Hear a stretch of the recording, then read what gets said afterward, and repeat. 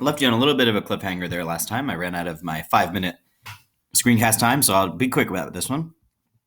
So basically, Caesar, Crassus, and Pompey, they ruled as a group of three in this triumvirate. And, this works until there are tensions that begin to rise between the three of them.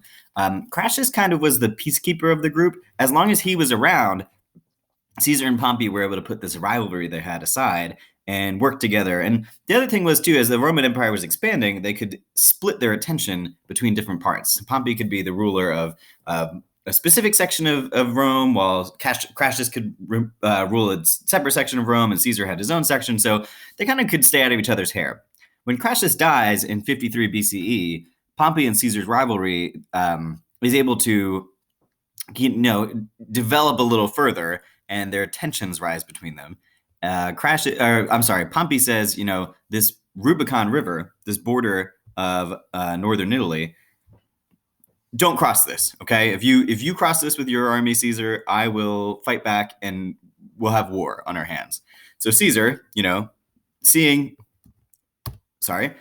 what could happen if he beat Pompey and became the one remaining member of the triumvirate, essentially becoming a dictator, he crosses the Rubicon. If you've heard that expression in normal life, to go beyond the point of no return, when Caesar crosses the Rubicon River, he essentially declares an act of war against Pompey, launches a civil war, kills Pompey during this war, and takes over as the one remaining member of the triumvirate. He takes over as the emperor of Rome. So this kind of marks the end of the Roman Republic. Now, we'll learn in the play that Caesar's rule is not terribly long, but he is this first emperor that Rome's seen since 509 BCE. So in over 400 years, Rome had not had an emperor, and now all of a sudden Caesar is the supreme leader. There's still a Senate. They still are important, and we'll read about them in the play. So social hierarchy in Rome, the nice thing about Caesar is that we do get to see some of these lower class people in the play, unlike Macbeth, which is primarily a play between the upper echelons of society, right? All the people running around with thanes and kings and whatnot are the highest ranking members of society. I think the lowest ranking member we ever see is the porter in Macbeth. Because even the captain that we see in the beginning of the play is a military official. So social hierarchy in Rome, if there is an emperor, the emperor is the number one, the top.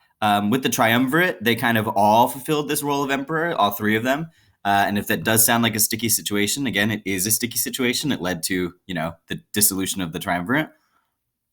This supreme leader, somebody appointed by the gods, again, with this idea of a monarchy or of an emperor, for the society to buy into the fact that there's one person in charge of everybody, they have to kind of believe that they're installed by gods or the god or whoever.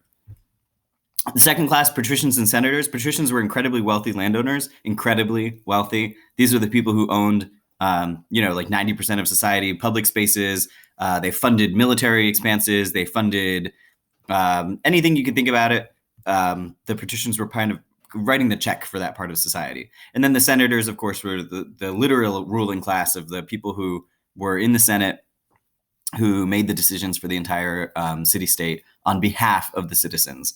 And don't think that the senators were not patricians before they became senators, right? These are the top people of society. These are the people that have the power and the wealth to be voted into these positions. Under them is kind of like our upper middle class, the equestrians, the equites. This is a class that became based on property ownership. If you had property above a certain threshold, or if you had wealth above a certain threshold, you were the equestrian class. But that was still below the threshold of the patricians, who just were unimaginably wealthy. The origin of this is tied to military leadership and horses, cavalry. Way back in before Caesar's time in Rome, this would be the class that supplied cavalry to the military, was high-ranking military officers. Oftentimes, even in Caesar's time, people of this class would still be tied to a military official in some way, but sometimes that was only symbolic.